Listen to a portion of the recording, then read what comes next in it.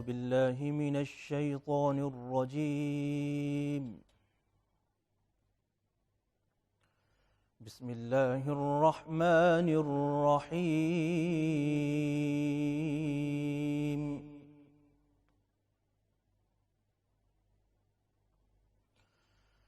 ولله ملك السماوات والأرض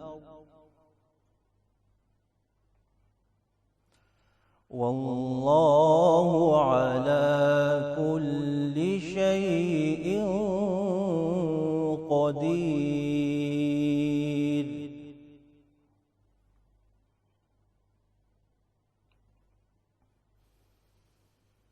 إن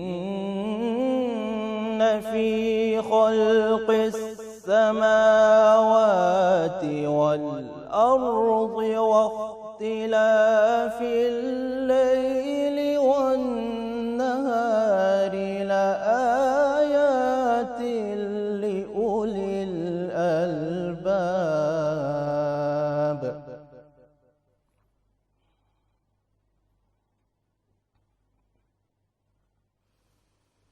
ولله ملك السماوات والأرض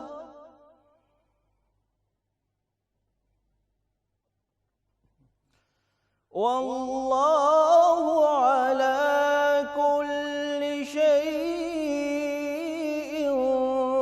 قدير.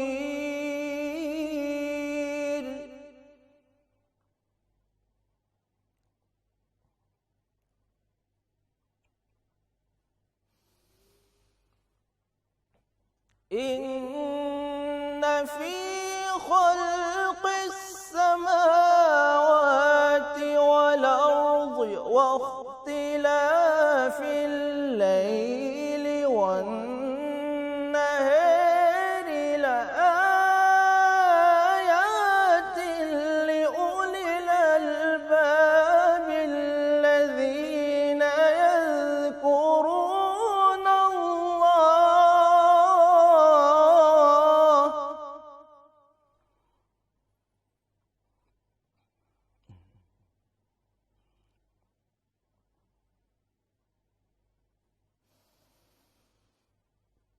الذين يذكرون الله قياما وقعودا وعلى جنوبهم ويتفكرون في خلق السماوات والأرض ربنا ما خلقت هذا باطلا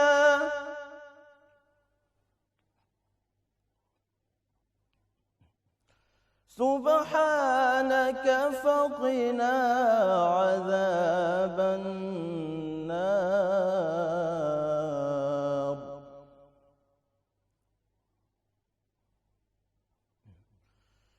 ربنا إنك من تدخل النار فقد أخزيته وما للظالمين من أنصار.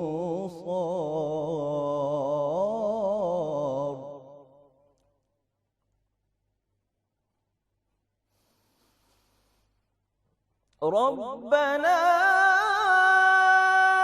إننا سمعنا مناديا ينادي للإيمان أن آمنوا بربكم فآمنا.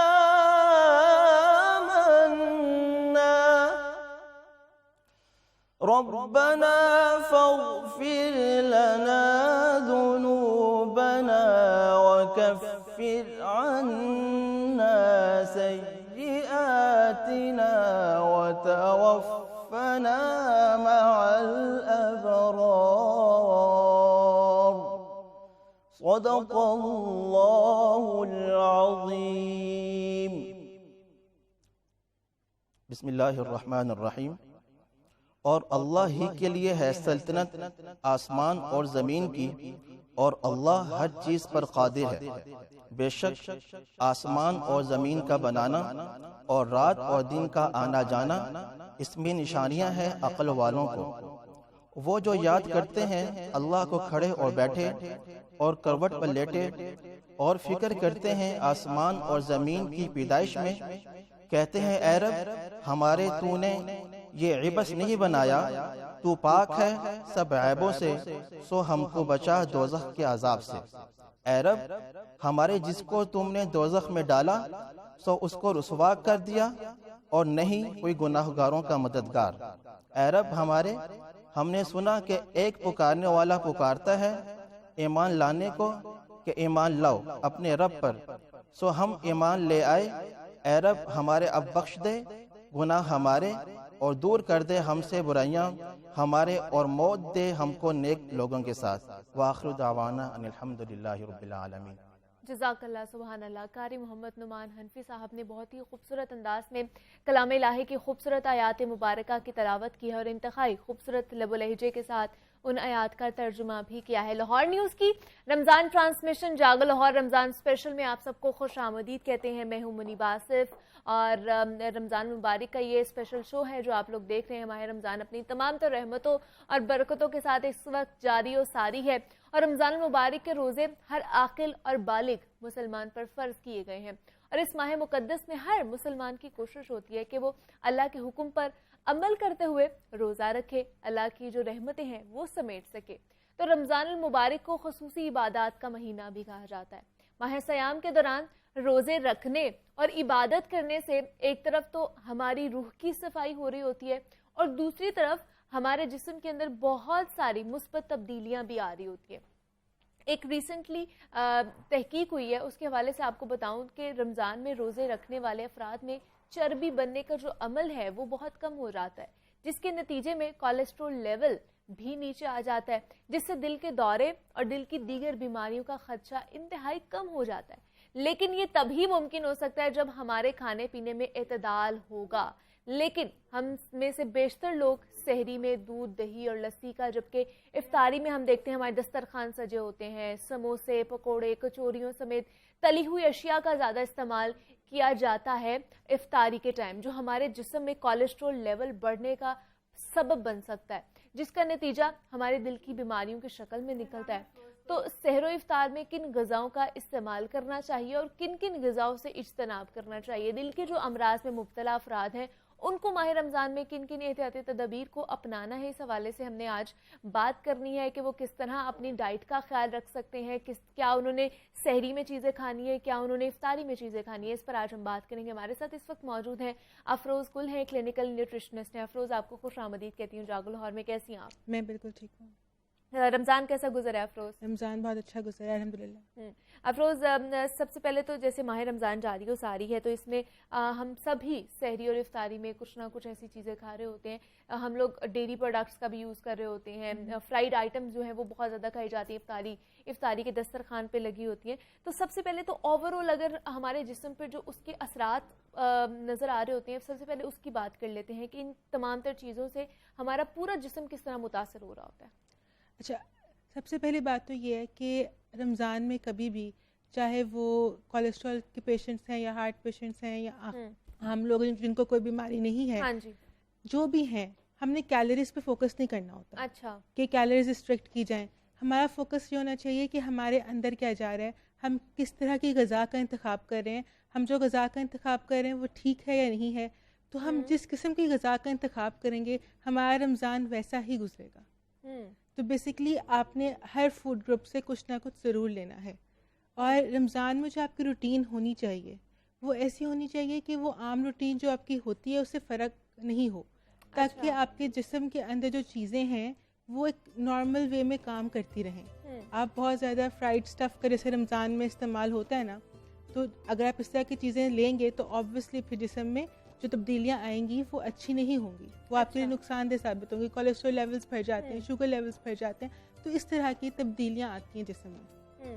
تو افروز، جس طرح میں بات کر رہی تھی کہ ہمارے جو دل کے امراض جو ہے وہ بہت زیادہ بڑھتے جا رہے ہیں، دل کی بیماریوں کی جو شرح ہے، جو ریشو ہے وہ بہت زیادہ بڑھتی جا رہی ہے، تو اس کا کیا آپ کے پاس کیا اس حوالے سے ڈیٹا موجود ہے، یا آپ کی جو ریسرچ کیا کہتی ہے کہ ہمارا جو لائف سٹائل ہے اس کی وجہ سے یہ جو بیماریاں ہیں یہ بڑھتی جا رہی ہیں، یا پھر ہماری خوراک ٹھیک نہیں ہے جو ہم لوگ کھا رہے ہیں؟ دونوں باتیں ہیں، لائف سٹائل بھی ہے اور خوراک بھی ہے. اوکے. لائف سٹائل ایسے ہے کہ ایکٹیو نہیں ہے نا، سیڈنٹری لائف سٹائل ہے، ٹھیک ہے، اس میں ایکٹیویٹی کی بہت کمی ہے. دوسرا یہ ہے کہ جو ہماری خوراک ہے کہ اس میں ہم باہر کے کھانوں کا بہت زیادہ استعمال کرتے ہیں، اور گھر کی ہماری جو دیسی غذا ہے وہ ویسے تو بہت نیوٹریشیس ہے، لیکن اس میں بس آئل کو مینیج کر لیا جائے کہ کتنا آئل ڈال رہے ہیں. تو یہ دونوں چیزیں ہیں کہ ہماری خوراک اور ہمارا لائف سٹائل.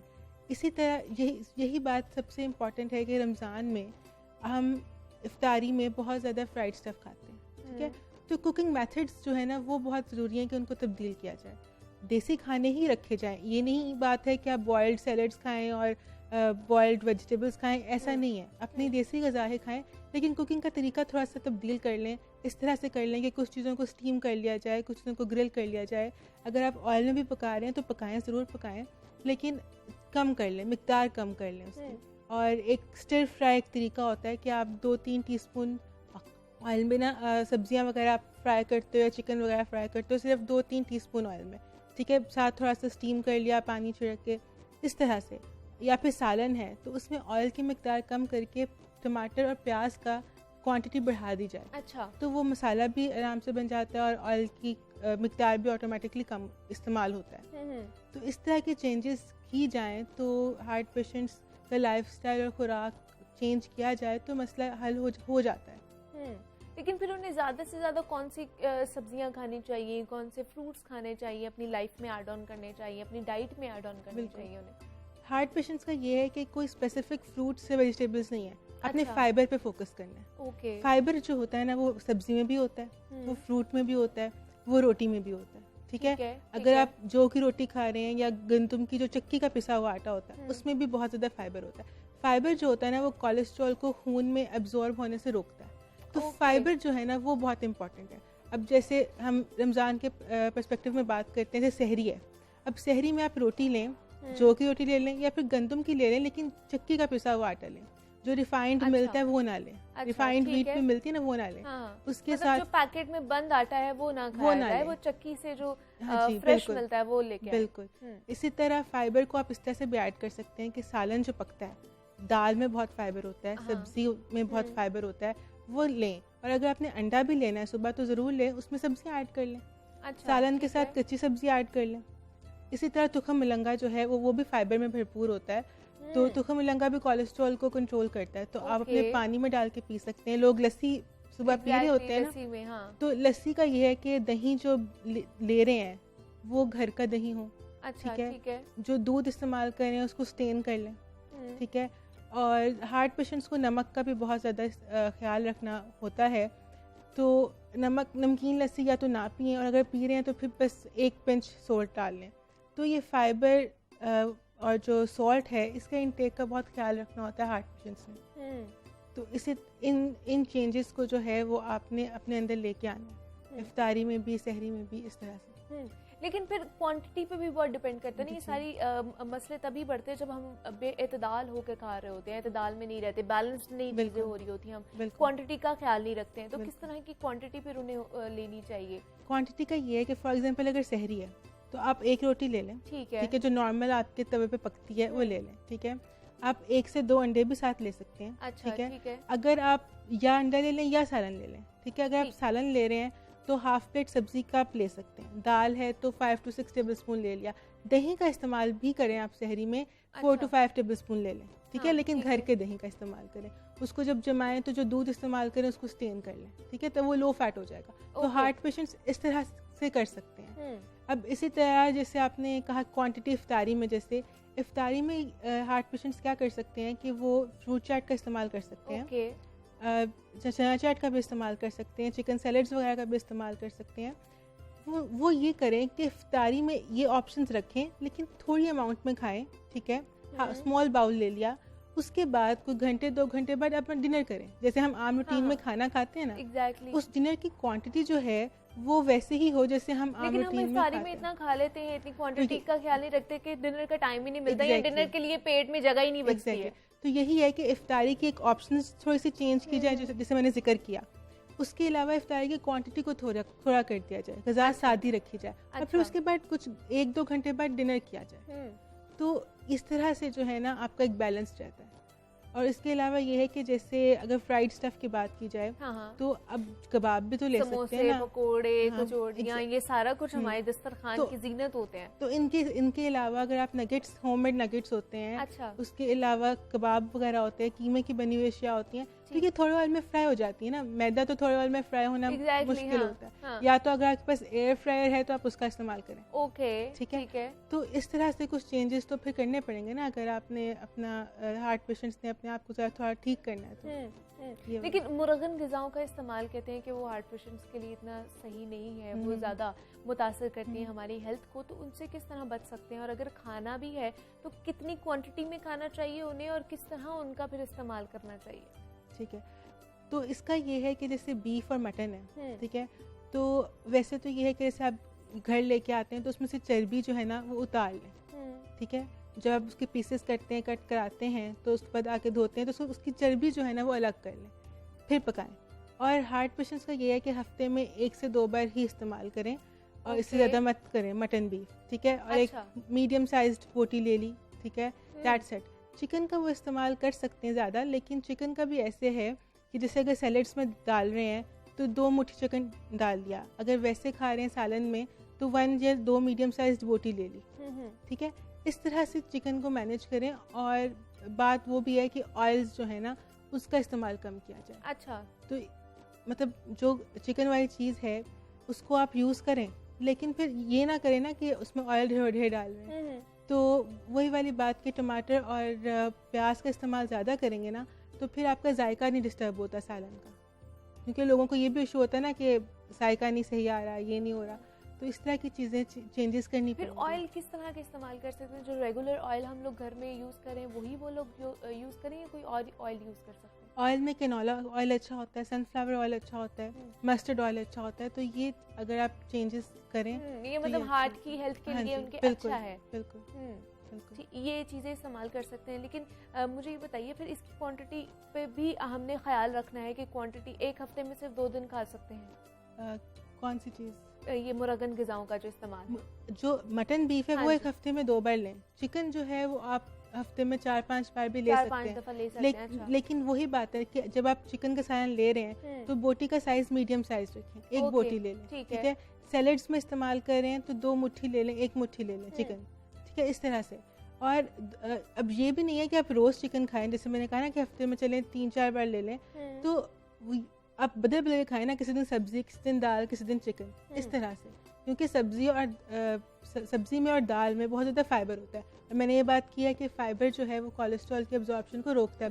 ایگزیکٹلی. تو اس لیے بدل کے چیزیں لیں, روز ایک ہی چیز مت لیں. مطلب ڈفرینٹ ڈشز کر سکتے ہیں, کبھی سبزیوں میں ہم نے کچھ ڈال لیا, کبھی دالوں میں. دوسرا ہم نے دیکھا ہے کہ افطاری کے وقت دودھ سوڈا کا استعمال ہوتا ہے, مختلف مشروبات کا استعمال ہوتا ہے. کیا اس طرح کے مشروبات استعمال کیے جا سکتے ہیں جن کو ہارٹ پرابلم ہے؟ اچھا, ہارٹ پیشنٹس کا یہ ہے کہ وہ سب سے بہتر تو یہ کہ سادہ پانی پئیں. ٹھیک ہے. اور دوسری بات یہ ہے کہ اگر فروٹ جوسز لے رہے ہیں تو وہ جوسر میں مت بنائیں. ٹھیک ہے. آپ گرائنڈر جو آپ کے گھر میں ہوتا ہے, آپ اس میں 1 پھل لیں, 1 گلاس پانی ڈالیں اور اس کو گرائنڈ کریں. جب جوسر میں بناتے ہیں تو ہم 4-5 پھلوں کا 1 گلاس بنتا ہے. ٹھیک ہے. تو اس لیے جوسر کا استعمال مت کریں, کیونکہ وہ آپ زیادہ فروٹ لیں گے, زیادہ گلوکوز جائے گا, بلڈ شوگر لیول ڈسٹرب ہوں گے. ٹھیک ہے. تو آپ جب جوس بنا رہے ہیں تو گرائنڈر کا استعمال کریں, 1 پھل اور گرائنڈر کا استعمال کریں. اسی طرح لسی کا جیسے میں نے بتایا کہ وہ گھر کا دودھ اور گھر کا دہی استعمال کریں اور اسٹین کر کے استعمال کریں. اس کے علاوہ جو دودھ سوڈا ہے, جو دودھ سوڈا نہیں پیے, ٹھنڈا دودھ ویسے لے لیں. سوڈا فزی ڈرنکس جو پیکجڈ بوٹلز ہیں ان سے اجتناب کریں. ٹھیک ہے. شوگر کنٹینٹ بہت زیادہ ہوتا ہے. تو پھر یہ والی چیز. اور پانی کا ایک یہ ہے کہ ہارٹ پیشنٹس جو ہے نا وہ 2 طرح کے ہوتے ہیں. کچھ ہارٹ پیشنٹس ایسے ہوتے ہیں کہ ان کا فلوئڈ ریسٹرکٹ کرنا ہوتا ہے. ٹھیک ہے. تو یہ آپ کی رپورٹس کے اوپر ڈیپینڈ کرتا ہے کہ آپ کا کس طرح کا فلوئڈ لینا ہے, آپ کو ریسٹرکٹ کرنا پڑتا ہے یا آپ کو زیادہ لینا پڑتا ہے. ٹھیک ہے جی. افروز گل کلینکل نیوٹریشنسٹ ہمارے ساتھ موجود ہے. افروز بہت شکریہ آپ کے وقت کا, آپ یہاں پر آئی ہیں. اور رمضان میں کس طرح کی ڈائٹ ہونی چاہیے, جو اس وقت ہارٹ پیشنٹس ہمیں دیکھ رہے ہیں ان کا خیال رکھا ہے ہم نے, کہ آپ لوگوں نے کس طرح اپنی ڈائٹری ہیبٹس کا خیال رکھنا ہے تاکہ آپ کی صحت بھی اچھی رہے اور آپ کے دل کی صحت بھی اچھی رہے. یہاں پہ ایک چھوٹی سی بریک لیتے ہیں, ملتے ہیں اس بریک کے بعد.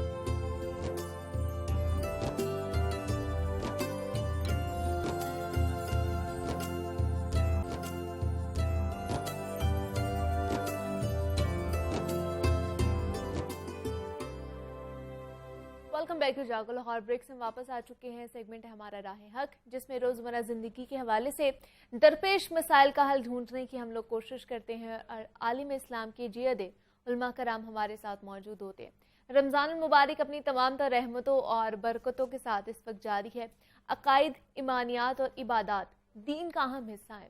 زندگی اور عقیدے کے درمیان اگر فاصلے حائل ہو جائیں تو زندگی ماہی بے آب کی مانند تڑپنے لگتی ہے, اور اسی لیے انسان زندہ رہنے کے لیے ہوا, روشنی اور پانی کی طرح ایک صحت مند, عقلی اور فطری عقیدے کی ضرورت کو شدت سے محسوس بھی کرتا ہے. ایمان, سکون اور یقین کامل کی وہ شکل ہے کہ صدقے دل سے چند مخصوص اصولی خیالات پر ایسا گہرا, پکا, سچا اعتماد اور یقین ہو جائے نا کہ اس کے خلاف کسی اور خیال, کسی اور سوچ اور فکر کو دل و دماغ میں قدم رکھنے کی جگہ نہیں ہے. اور ایمانیات کو پروان چڑھنے میں وقت لگتا ہے. ایمانیات کی نشوونما کیسے ہوتی ہے, اس پر ہماری آج رہنمائی فرمائیں گے مولانا ابتسام الہی صاحب. موجود ہیں ہمارے ساتھ جو مذہبی اسکالر ہیں. جی مولانا صاحب بتائیے گا. نحمد و نصلی علی رسول الکریم. بسم اللہ الرحمن الرحیم. قل ان کنتم تحبون اللہ فاتبعونی یحببکم اللہ. رمضان مبارک کا مقدس مہینہ جہاں اپنے جلوں میں بہت سی رحمتوں کو, برکات کو اور اللہ تبارک و تعالیٰ کی عنایات اور عطاؤں کو لے کے آتا ہے, وہیں پر رمضان مبارک کا مقدس مہینہ ایمانیات کی نشو و نما کے حوالے سے بھی انتہائی اہمیت کا حامل ہے. ایمانیات کی بنیاد اللہ تبارک و تعالیٰ کی توحید اور حضرت محمد کریم صلی اللہ علیہ وسلم کی رسالت کی شہادت دینا ہے. حضرت محمد کریم صلی اللہ علیہ وسلم کی عظمت, جس انداز میں اللہ تبارک و تعالیٰ نے کلام حمید میں اس کا ذکر کیا, اور جس انداز میں خود محمد کریم صلی اللہ علیہ وسلم نے اپنے فرامین مبارکہ کے ذریعے اس حقیقت کو واضح فرما دیا, اس بات کو آج کے مسلمان کو ملحوظ ہاتھ رکھنے کی ضرورت ہے.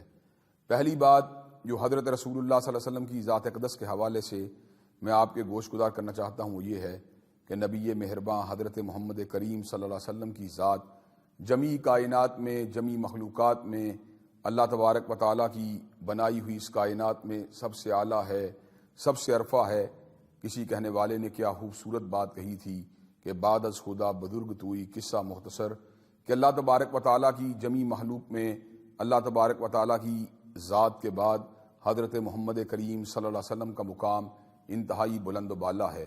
کسی اور کہنے والے نے کہا تھا مادت الدہور وما اتینا بمثلہ والقد اتی فاجزنا عن نظرائہ, کہ مدتیں بیت گئیں مگر کملی والے جیسا کوئی نہیں آیا, اور جب میرے آقا آگے اس بات کا اعلان کر دیا گیا کہ اب ان جیسا کائنات میں کوئی دوسرا آ سکتا ہی نہیں ہے.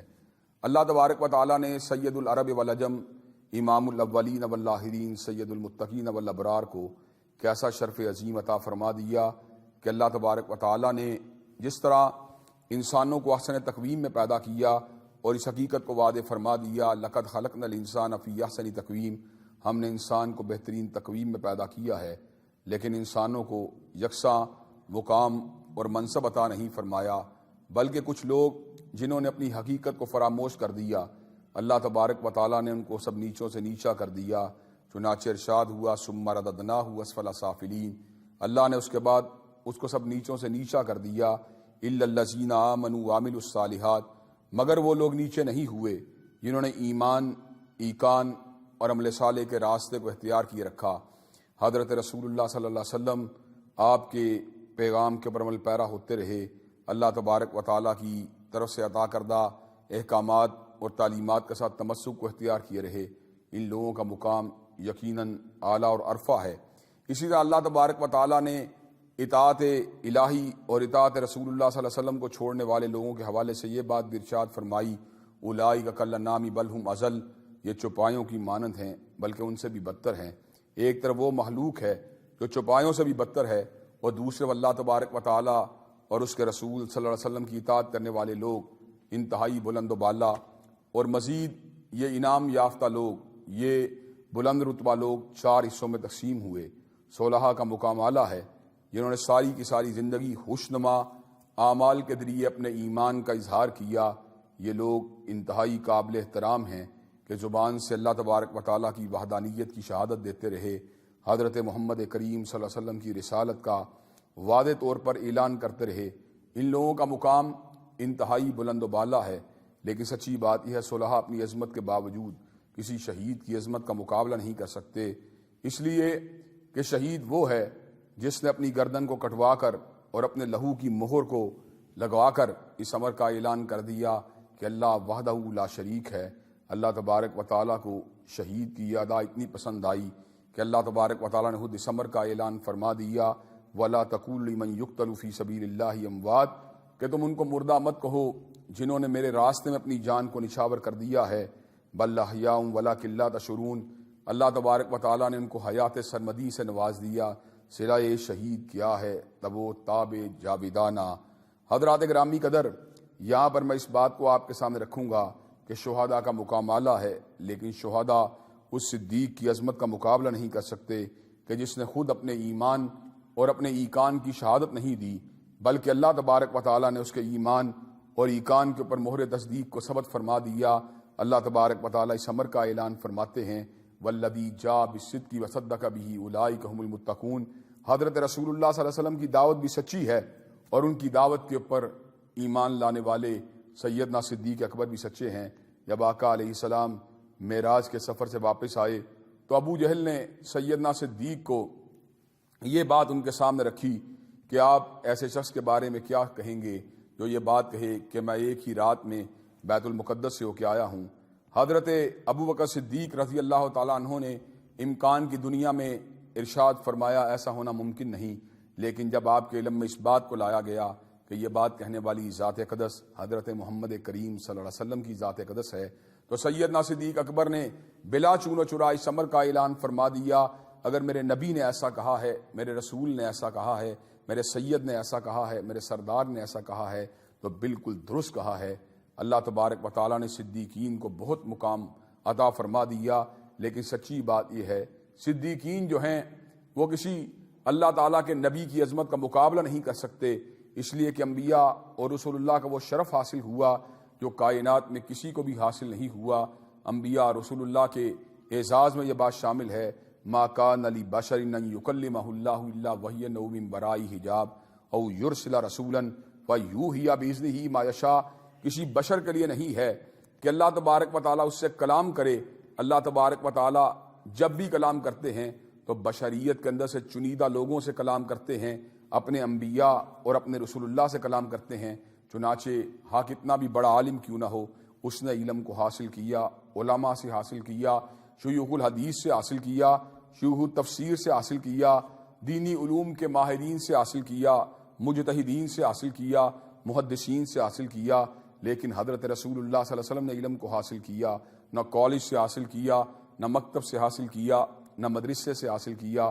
حضرت رسول اللہ صلی اللہ علیہ وسلم نے علم کو حاصل کیا، ستار العیوب سے حاصل کیا، غفار الذنوب سے حاصل کیا، علی کل شیء قدیر سے حاصل کیا، فعال لما یرید سے حاصل کیا، اللہ تبارک و تعالیٰ کی ذات اقدس سے حاصل کیا، اللہ جل جلالہ سے حاصل کیا، اللہ سبحانہ و تعالیٰ سے حاصل کیا، مالک الملک سے حاصل کیا، ذوالجلال والاکرام سے حاصل کیا۔ اللہ تبارک و تعالیٰ نے آپ کو صحن بیت اللہ سے اٹھا کر صحن بیت المقدس کے اندر پہنچا دیا۔ معراج کے سفر کے اندر اللہ تبارک و تعالیٰ نے حضرت رسول اللہ صلی اللہ علیہ وسلم کی اقتداء کے اندر جملہ انبیاء کو جمع فرما دیا، اور آپ کی امامت کے اندر جملہ انبیاء علیہ السلام کو جمع فرمانے کے بعد اس بات کے اوپر مہر تصدیق کو ثبت فرما دیا۔ آج وہ آئے ہیں جو فقط آنے والوں کے بڑے بن کے نہیں آئے، بلکہ مالک کائنات نے آپ کو جانے والوں کا بھی بڑا بنا دیا، اور آج وہ آئے ہیں جو فقط ایک قبلے کے رہنما بن کے نہیں آئے، فقط ایک قبلے کے مقتدا بن کے نہیں آئے، فقط ایک قبلے کے پیشوا بن کے نہیں آئے، بلکہ آج وہ آئے ہیں جو نبی القبلتین بن کے آئے ہیں، جو ہدایت کے دونوں سرچشموں کے نگہبان بن کے آئے ہیں، جو ہدایت کے دونوں چشموں کے ساقی بن کے آئے ہیں۔ اللہ تبارک و تعالیٰ نے آپ کو یہ شان اور مقام بلند عطا فرما دیا کہ یاسین والقرآن الحکیم انک لمن المرسلین علی صراط مستقیم، کہ حکمت والے قرآن کی قسم ہے، محمد علیہ السلام آپ رسولوں میں سے ہیں اور آپ ہی کا راستہ سیدھا راستہ ہے۔ وَإِنَّكَ لَتَدْعُوهُمْ إِلَىٰ صِرَاطٍ مُسْتَقِيمٍ، آپ نے جب بھی دعوت دی ہے صراط مستقیم کی دعوت دی ہے۔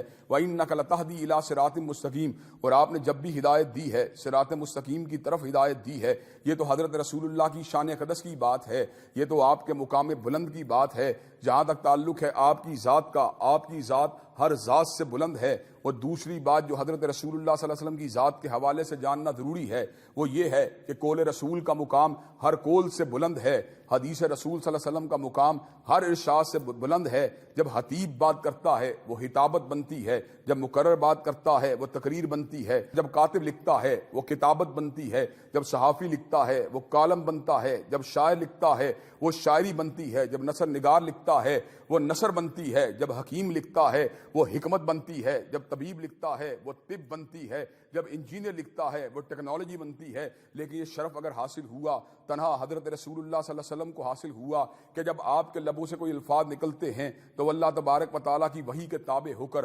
حدیث مصطفیٰ علیہ السلام بنتی ہے۔ کائنات کے اندر یہ شان صرف حضرت رسول اللہ کی شان اقدس ہے کہ اللہ تبارک و تعالیٰ نے آپ کو یہ مقام بلند عطا فرما دیا۔ من یطیع الرسول فقد اطاع اللہ، کہ جس نے کسی عالم کی بات کو مانا اس نے تو عالم کی بات کو مانا، جس نے کسی فقیہ کی بات کو مانا اس نے تو فقیہ کی بات کو مانا، جس نے کسی مجتہد کی بات کو مانا اس نے تو مجتہد کی بات کو مانا، جس نے کسی خطیب کی بات کو مانا اس نے تو خطیب کی بات کو مانا، لیکن جس نے حضرت رسول اللہ صلی اللہ علیہ وسلم کی بات کو مانا ہے در حقیقت اس نے فقط آپ کی بات کو نہیں مانا بلکہ اس نے اللہ تبارک و تعالیٰ کی بات کو مانا ہے۔ اللہ تبارک و تعالیٰ خود فرماتے ہیں وَمَن یُطِعِ الرَّسُولَ فَقَدْ اطاع اللہ، جس نے حضرت رسول اللہ کی بات کو مانا اس نے ڈائریکٹ اللہ تعالیٰ کی بات کو مانا ہے۔ حضرت رسول اللہ صلی اللہ علیہ وسلم خود اپنی بات کی اہمیت کو اجاگر فرمانے کے لیے اس امر کا اعلان فرماتے ہیں، میں وادی بطحا میں لیٹا ہوا تھا، دو فرشتے میرے پاس آئے، ایک نے دوسرے کو مخاطب ہو کر کہا ہوا کیا یہ وہی ہے؟ دوسرے نے کہا نام ہوا ہاں یہ وہی ہیں۔ کہا ان کے بدن کی تو بڑی باتیں سنی ہیں، ان کو تولنا چاہیے۔ حضرت رسول اللہ صلی اللہ علیہ وسلم فرماتے ہیں مجھے تولنے کے لیے ترازو کو قائم کیا، ترازو کے ایک پلڑے میں مجھ کو ڈالا گیا، دوسرے کے اندر ایک آدمی کو ڈالا گیا، میرا پلڑا بھاری تھا، 10 کے ساتھ تولا گیا، میرا پلڑا بھاری تھا، 100 کے ساتھ تولا گیا، حضرت رسول اللہ صلی اللہ علیہ وسلم کا پلڑا بھاری تھا، 1000 کے ساتھ تولا گیا، حضور علیہ السلام کا پلڑا بھاری تھا، 10,000 کے ساتھ تولا گیا، حضرت رسول اللہ صلی اللہ علیہ وسلم کا پلڑا بھاری تھا، 1,00,000 کے ساتھ تولا گیا، حضرت رسول اللہ صلی اللہ علیہ وسلم کا پلڑا بھاری تھا۔ یہاں تک کہ وہ وقت بھی آیا کہ فرشتے نے کہا ان کو اس طرح مت تولو، پوری انسانیت کو ایک پلڑے میں ڈالا جائے، تنہا حضرت رسول اللہ صلی اللہ علیہ وسلم کو دوسرے پلڑے میں ڈالا جائے، پوری انسانیت کو ایک پلڑے میں ڈالا گیا اور تنہا مصطفیٰ علیہ السلام کو دوسرے پلڑے میں ڈالا گیا۔ ابھی بھی عالم یہ تھا پوری انسانیت کا پلڑا ہلکا تھا، حضرت رسول اللہ صلی اللہ علیہ وسلم کا پلڑا بھاری تھا۔ بات کا مطلب کیا ہے؟ بات کا مطلب یہ ہے پوری کائنات ایک طرف بلاتی ہو، حضرت رسول اللہ صلی اللہ علیہ وسلم دوسری طرف بلاتے ہوں، پوری کائنات کی بات کو ٹھکرا دیا جائے گا مگر حضرت رسول اللہ صلی اللہ علیہ وسلم کی۔ ٹھیک ہے، مولانا ابتسام الہی صاحب مذہبی اسکالر ہمارے ساتھ موجود ہیں۔ مولانا صاحب بہت شکریہ آپ کا، اور یہاں پہ ایک چھوٹی سی بریک لیتے ہیں، ملتے ہیں اس بریک کے بعد۔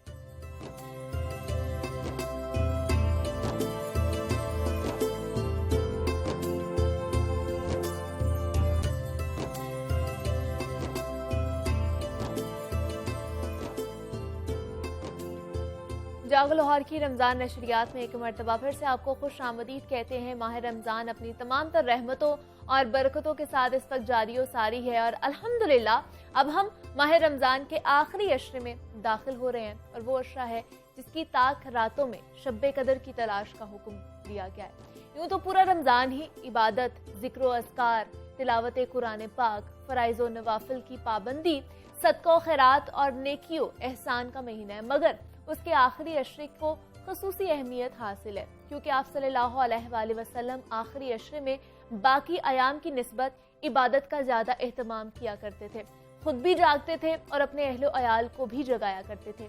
عشق اور محبت میں بندے پر ایک ایسا وقت بھی آتا ہے کہ وہ اپنا گھر بار چھوڑ کر چند پردوں کے پیچھے اعتکاف کرتے ہوئے دنیا کی تمام چیزوں سے بے خبر ہو کر اپنے محبوب کے ساتھ राज़ो नियाज में मशगूल होता है। मोतकफ सिर्फ अपना घर बार ही नहीं बल्कि अपने अजीज़ो अकारिब, अहलो अयाल, रिश्तेदार और तमाम दोस्त अहबाब से रिश्ता मुख्तसर कर देता है। और आज मुल्क भर के मोतकफीन एतकाफ की नियत से मसाजिद का रुख करेंगे। एतकाफ के हवाले से हमें क्या अहकामात मिलते हैं, इसकी फजीलत क्या है और कितनी इकसाम के एतकाफ किए जा सकते हैं, इस पर आज हमारी रहनुमाई फरमाएंगे। हमारे साथ इस वक्त मौजूद हैं प्रोफेसर डॉक्टर मोतीउल्लाह बाजवा साहब हैं, मजहबी स्कॉलर हैं। प्रोफेसर साहब आपको खुश आमदीद कहती हूँ जागो लाहौर में।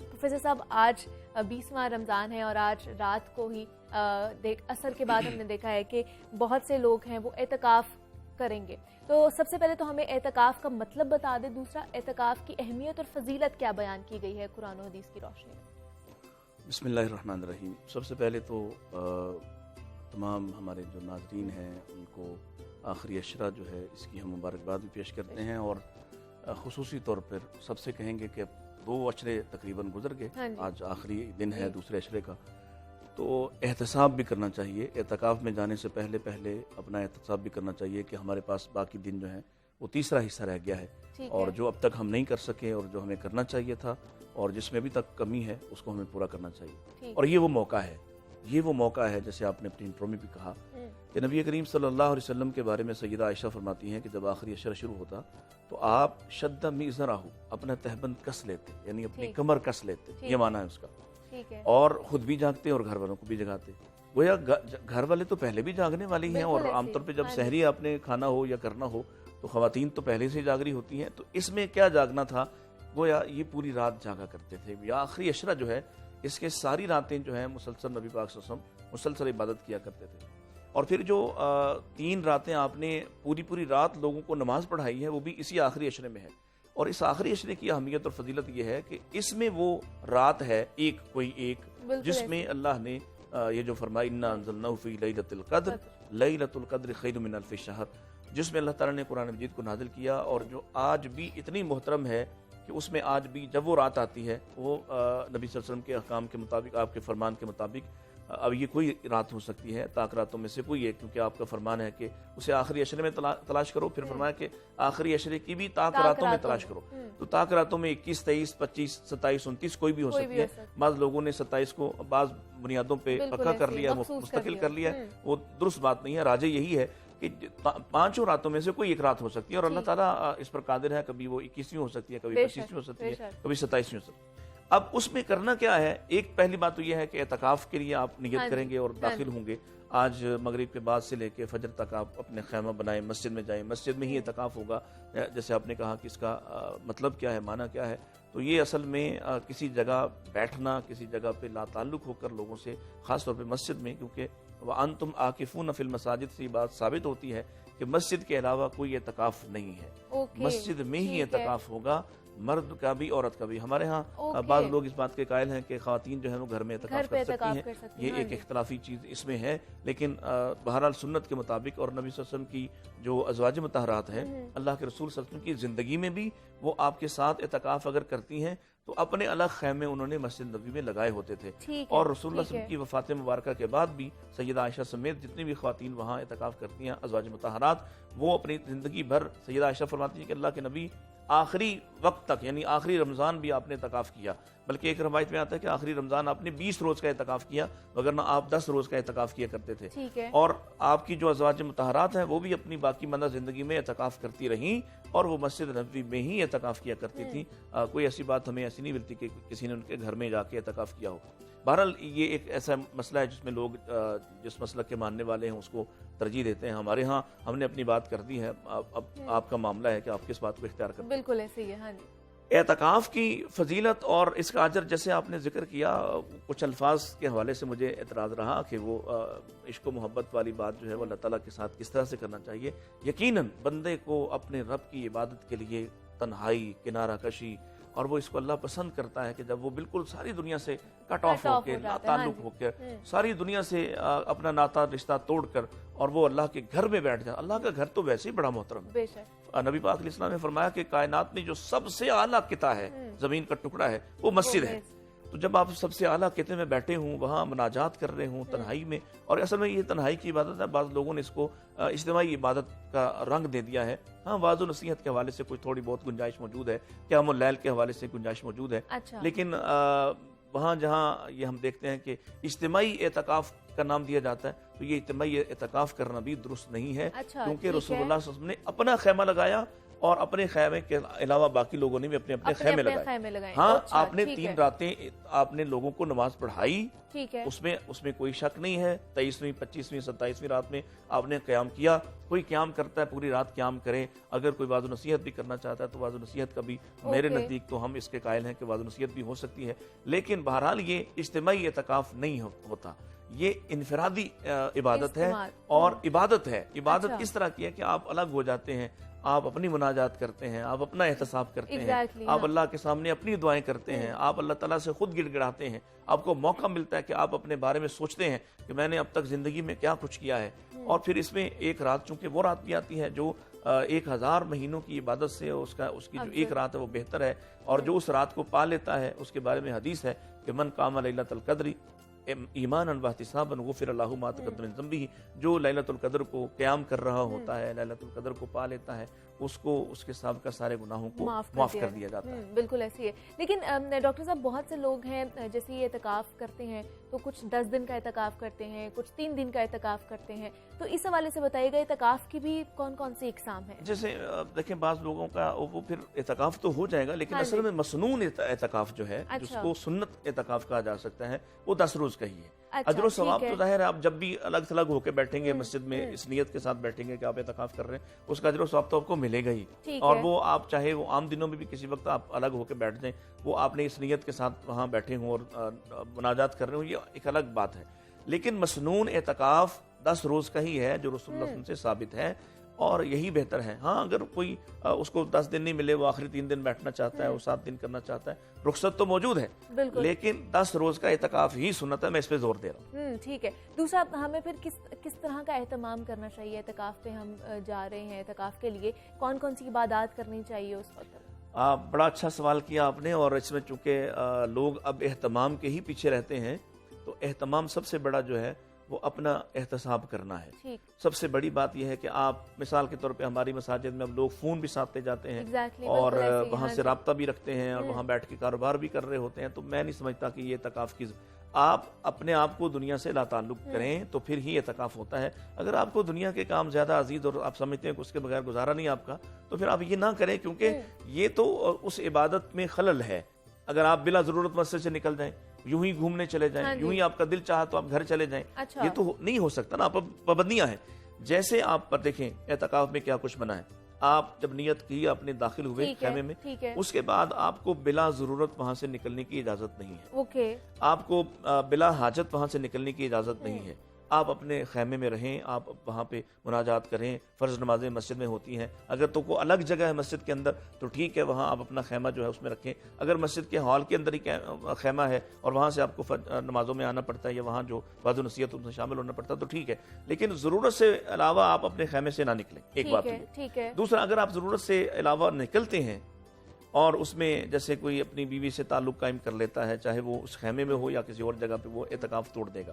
جو بلا ضرورت مسجد سے نکل جائے بغیر کسی وجہ کے، وہ بھی اپنا اعتکاف توڑ دے گا، اس کا اعتکاف ختم ہو گیا. اسی طرح سے اگر کوئی ایسا کوئی کام کر بیٹھتا ہے کہ وہ ارتداد کا شکار ہو جاتا ہے، دین کے خلاف ہی چلا جاتا ہے، مرتد ہو جاتا ہے، تو اس کا اعتکاف بھی ٹوٹ جائے گا. تو اس کے احترام ہے، اس اندر رہنا ہے، آپ نے اس پریمیسز کے اندر رہنا ہے، ان حدود کے اندر رہنا ہے، بلا ضرورت وہاں سے نہیں نکلنا. دیکھیں پہلے زمانوں میں لوگ رفع حاجت کے لیے، قضاء حاجت کے لیے مسجد سے باہر جاتے تھے، یہ ایک شرعی ضرورت ہے.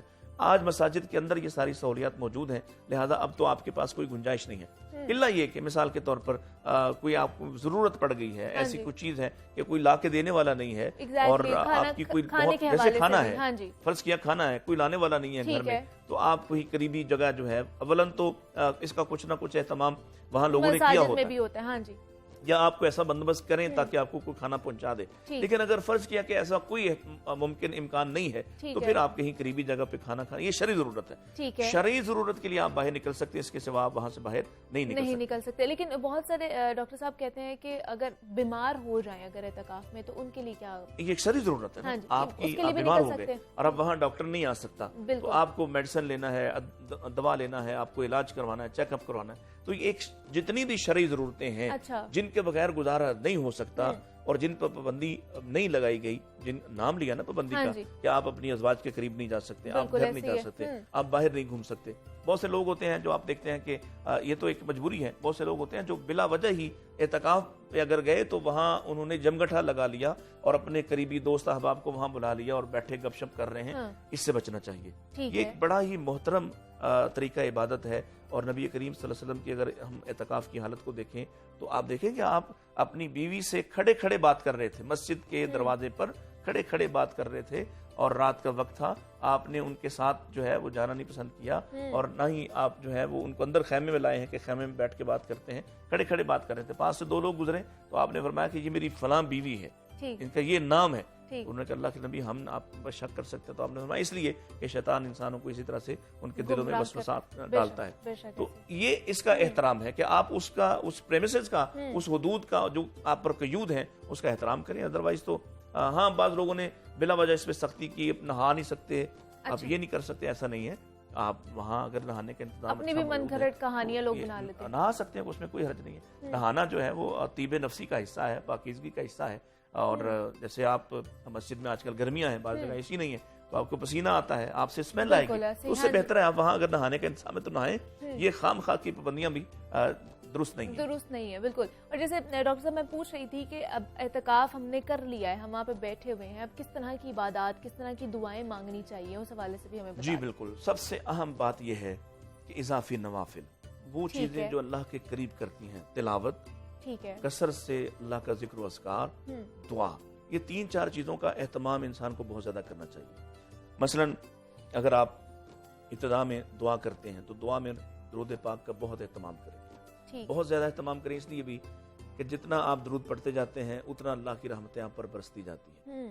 پھر آپ 10 روز ہیں, آپ ڈیوائیڈ کر لیں, ایٹ لیسٹ 1 مرتبہ آپ قرآن وہاں ختم کریں.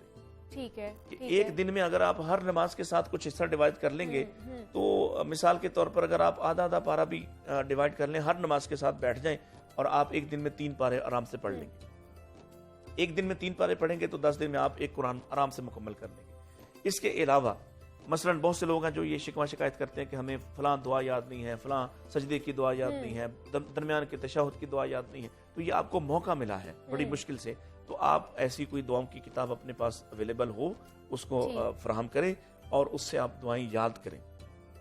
کثرت سے ذکر اذکار کریں, صبح و شام کے اذکار خاص طور پہ اگر آپ عادت ڈال لیں. بہت سے ایسے اذکار ہیں, دیکھیے منیبا یقین کیجئے کہ جب ہم شروع کرتے ہیں نا صبح کو, تو اللہ کے نبی صلی اللہ علیہ وسلم نے اپنے بستر سے اٹھنے سے لے کر بستر پر واپس جانے تک کوئی ایسا موقع نہیں ہے جہاں رسول اللہ صلی اللہ علیہ وسلم سے دعا ثابت نہ ہو. آپ نے اگر بستر سے پاؤں نیچے کیے ہیں تو وہاں سے دعا شروع کی, اور اگر آپ نے صبح کا آغاز کیا ہے تو صبح کی دعائیں ہیں, اگر آپ نے شام ہو رہی ہے تو شام کی دعائیں ہیں. تو ان اوقات میں جب ہمیں موقع ملا, اور موقع ڈھونڈنا چاہیے, پھر اس موقع کو خراب نہیں کرنا چاہیے.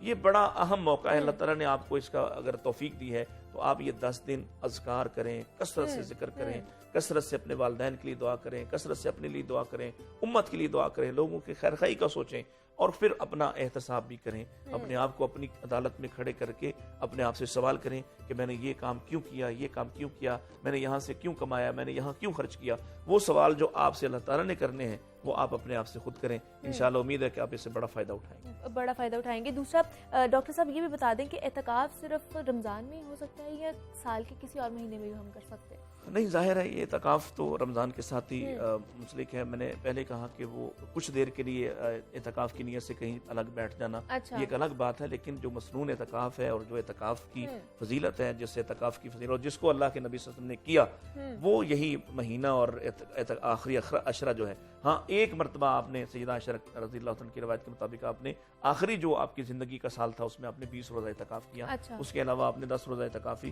مسنون جو ہے مستقل عمل چھوڑا ہے. ٹھیک ہے.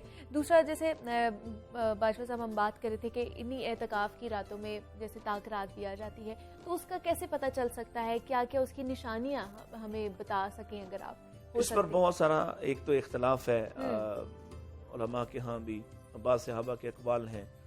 اس دن اس رات کا جو ہے وہ اس کا موسم کا ہونا, اس کے ستاروں کا جو ہے وہ مدم سا چمکنا, اور صبح اس کا سورج جو ہے وہ ایک وہ تشت کی طرح سے نکلنا, اور پھر اس کی روشنی جب تک وہ بلند نہیں ہوتا اتنی اس کی کرنیں تیز نہیں ہوتی. یہ مختلف نشانیاں تو ہیں, لیکن میں ہمیشہ یہ بات جب مجھ سے کوئی اس طرح کا سوال کرتا ہے تو میں ہمیشہ اس کا جواب یہ دینا پسند کرتا ہوں کہ دیکھیں اللہ تعالیٰ نے آپ کو آسان کر دیا اور رسول اللہ نے اس کی آسانی کو آپ تک پہنچا دیا. آخری عشرہ, ایک مہینے کو محدود کر کے آخری عشرے کو بھی محدود کر کے 5 راتیں, تو 5 راتوں سے آپ محدود نہ کریں, کیونکہ رسول اللہ صلی اللہ علیہ وسلم نے ارشاد فرمایا کہ میں تمہیں بتانے آ رہا تھا, راستے میں 2 لوگوں کی لڑائی کی وجہ سے میں وہ بات بھول گیا کہ کون سی رات ہے. ٹھیک, تو جب اللہ تعالیٰ نے نبی پاک کو بھلا دیا ہے تو یہ ہماری خیر خواہی ہوئی کہ ہم کم سے کم 5 راتیں جاگیں, 5 راتیں عبادت کریں, قیام اللیل کریں, کثرت سے نوافل پڑھیں, کثرت سے اللہ کے سامنے روئیں, اللہ کے سامنے اپنی حاجات کو پیش کریں, اور یقین کریں جب آپ 5 راتیں جاگیں گے تو یقیناً آپ کو لیلۃ القدر حاصل ہو چکی ہوگی. تو اتنی سی محنت رہنے دیں تاکہ آخری ایک رات تک نہ آ جائے, کیونکہ آپ نے دیکھا یہاں ہمارے ہاں ایک ماحول ہے کہ صرف 27 کو لوگ جو ہے ایک ٹرینڈ بن چکا ہے اور 27 کو جاتے ہیں, حالانکہ کوئی 27 کی ایسی واضح حدیث نہیں ہے. ہاں کچھ ایسے اقوال ہیں جو کچھ نمایاں کرتی ہیں 27 کو, لیکن یہ تو دوسری راتوں کے بارے میں بھی آپ نے کہا, 23 کے بارے میں بھی کہا, اور جو آپ نے 3 راتیں نماز پڑھائی وہ 23, 25, 27 ہیں. تو آپ 5 راتیں رہنے دیں, 5 راتوں میں سے کوئی ایک رات ملے گی. اچھا, اس میں ایک سوال یہ کیا جاتا ہے کہ جی ہمارا جو چاند ہے وہ تو عام طور پر ہمارے ہاں ایک دن بعد میں ہوتا ہے, اور سعودی عرب کا جو ہے وہ پہلے کا ہوتا ہے, تو ان کی طاق رات ہوگی یا ہماری طاق رات ہوگی؟ تو اس کا جواب بڑا شاندار ہے, اور وہ جواب یہ ہے کہ اللہ بہت بڑا ہے, یہ ساری کائنات اس کی ہے, بے شک ایسے, اور ساری کائنات میں جتنے بھی چاند طلوع ہوتے ہیں وہ سارے چاند بھی اسی کے ہیں, اور یہ ساری دنیا بھی اسی کی ہے, اور ہم بھی اسی کے ہیں. تو یقیناً ہم نے اپنے چاند کے مطابق روزہ رکھنا ہے, انہوں نے اپنے چاند کے مطابق روزہ رکھنا ہے, اس میں کوئی اختلاف نہیں ہے. اور یہ بڑی واضح بات ہے, رسول اللہ صلی اللہ علیہ وسلم کے ارشاد کے مطابق تم لوگوں کے ساتھ چاند دیکھ کر روزہ رکھو اور لوگوں کے ساتھ افطار کرو, یعنی عید بھی لوگوں کے ساتھ کرو, الگ سے اپنا چاند بنانے کی کوشش مت کریں. اس میں ہماری اگر اختلاف آتا رات کا تو کوئی فرق نہیں پڑتا. اللہ تعالیٰ کے ہاں نہ تو اجر و ثواب کی کمی ہے, اور نہ ہی جبریل علیہ السلام اور دیگر فرشتوں کو بھیجتے ہوئے اللہ تعالیٰ کے ہاں کوئی رکاوٹ ہو سکتی ہے. لہذا اگر ہماری طاقت مختلف ہے اور ان کی طاقت مختلف ہے تو ہمیں یقین ہے انشاءاللہ ہماری طاقتوں میں ہی کوئی لیلۃ القدر کی رات آتی ہے, اور ان کے ہاں بھی لیلۃ القدر آتی ہے. اللہ تعالیٰ کا نظام بڑا متنوع ہے, اس کو اتنا محدود نہیں کریں کہ اس کے بارے میں آپ اپنی مرضی کے قیافے, اپنی مرضی کے گمان قائم کریں. اس سے بہتر ہے کہ شریعت جس طرح سے آسانیاں دیتی ہے ان آسانیوں کو قبول کریں. بالکل ایسا ہی ہے. تو لاسٹ پہ ڈاکٹر صاحب کیا کہیں گے, آج کیا پیغام دینا چاہیں گے؟ میں چاہ رہا تھا کہ آپ یہ پوچھیں کہ جیسے سیدہ عائشہ نے پوچھا کہ اللہ کے رسول اگر مجھے لیلۃ القدر مل جائے تو میں کیا مانگوں, میں کیا مانگنا چاہیے ہمیں؟ تو یہ سوال تھا سیدہ عائشہ رضی اللہ تعالیٰ عنہا کا کہ اللہ کے رسول ان طاق راتوں میں 5 راتوں میں کوئی ایک رات آئے گی, تو اگر میں وہ پالوں تو میں اللہ سے کیا مانگوں؟ تو اللہ کے نبی صلی اللہ علیہ وسلم نے ان پر تو جو شفقت کی سو کی, وہ ہم پر بھی وہ ساری شفقت ہوگی کہ آپ نے خود ایک دعا سکھا دی, اور وہ دعا کیا ہے؟ اللہم انکا عفو تحب العفو فاعف عنی. اگر آپ اکیلے اپنے لیے مانگے تو یہی دعا ہے, اگر آپ اس کا صیغہ تبدیل کر دیں تو یہ سب کی طرف سے ہو جائے گا. اللہم انکا عفو تحب العفو فاعف عنا. اللہ تو انکا عفو معاف کرنے والا ہے اور تو معافی کو پسند کرتا ہے, فاعف عنا, اللہ ہم سب کو معاف کر دے.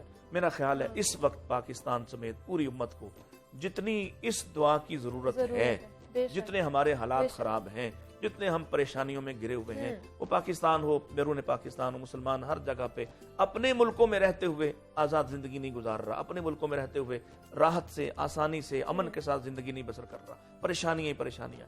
دیگر جو بیرون ممالک ہیں اور ہمارے مخالف ہیں یا کفار کے ممالک ہیں وہ آسانی کے ساتھ رہ رہے, تو اللہ تعالیٰ سے اجتماعی معافی مانگے, کثرت سے معافی مانگے, اور ان طاقتوں میں اور لیلۃ القدر میں خاص طور پہ معافی کا اہتمام کریں. بالکل ایسے ہی ہے. پروفیسر ڈاکٹر مطیع اللہ باجوہ صاحب مذہبی اسکالر ہمارے ساتھ موجود تھے. प्रोफेसर साहब, बहुत शुक्रिया आपके वक्त का, आप यहाँ पर आए हैं और आज हमने बात की है जैसे एतकाफ़ आज बहुत से लोग जो हैं वो करेंगे, उसका एहतमाम किया जाएगा, तो उसकी क्या अहमियत है, फजीलत बयान की गई, उस पर बात की है। यहाँ पे एक छोटी सी ब्रेक लेते हैं, मिलते हैं इस ब्रेक के बाद।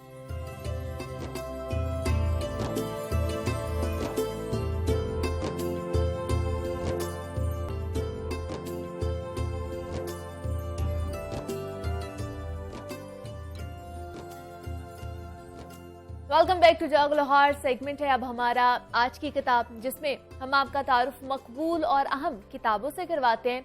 माह सयाम इस वक्त जारी और सारी है और इस महीने में मुसलमान एहतमाम से महाफिल सीरत मुबारका सल्लल्लाहु अलैहि वसल्लम और महाफिल नात मुबारका के सुनने और सुनाने का एहतमाम अकीदो एहतराम से करते हैं। और ये अल्लाह सुब्हाना ताला का एहसान अजीम है कि उसने कुरान पाक के साथ अपने हबीब सल्लल्लाहु अलैहि वसल्लम की सीरत मुबारका के गोशे गोशे को हम तक पहुंचाने का इंतजाम भी किया है। और हर जमाने में मुसलमान और हक के मुतलाशी इंसानों को कलाम इलाही, कुरान पाक और आप सल्लल्लाहु अलैहि वसल्लम की सीरत मुबारका से हक की रोशनी हासिल होती रहती है। और इस सीरत नवीसी का आगाज मुगाजी रसूलुल्लाह सल्लल्लाहु अलैहि वसल्लम के हवाले से हजरत उमर बिन जुबैर ने पहली दस्तावेज तैयार करके दिखाया था और उनके बाद ये सिलसिला मुख्तलिफ हवालों से भी शुरू हो गया।